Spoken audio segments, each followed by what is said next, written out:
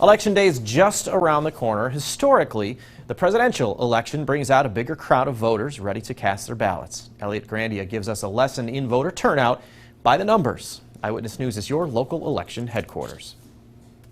Well, we're just over 3 weeks from the 2020 presidential election, but this year, of course, voting already starting for many Stateline residents as they're voting early or casting in a mail-in ballot ahead of the November 3rd election. Well, historically, the presidential elections or higher profile elections bring out registered voters, more of them, to the polls than the midterm elections. So here's a look at the past 8 years of elections right here in Illinois. You can see that on average, the presidential elections brought in roughly 12 to 25% more voters. That's compared to midterm elections. The biggest increases you can see were between the 2006 and 2008 elections, with about 23% more people voting in the 2008 presidential election at nearly 64%. That's compared to the election in 2006. Presidential elections increase voter turnout by about 15 to 20% over midterm elections. And then in Illinois, when we have those odd year elections for local office, now voter turnout can get really low, down into 15% of eligible voters and so forth. So yeah, the presidential election sees the greatest voter turnout for sure.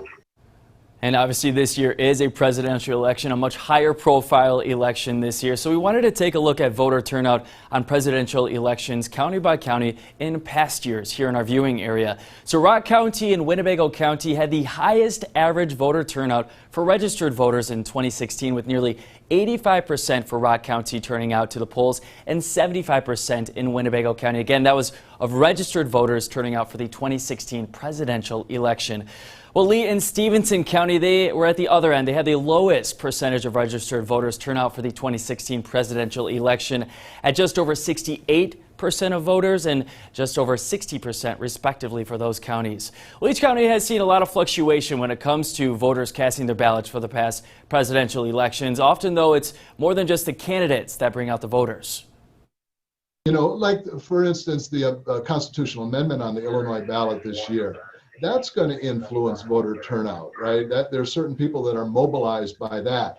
And then that can have what we call coattails, or, so they may not be interested in a House race or a state Senate or state House race, but they're voting because of that amendment.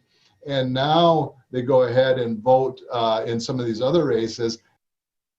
Well, next week, we're going to dive deeper into what that fair tax will mean for residents right here in the Rockford area and around the state.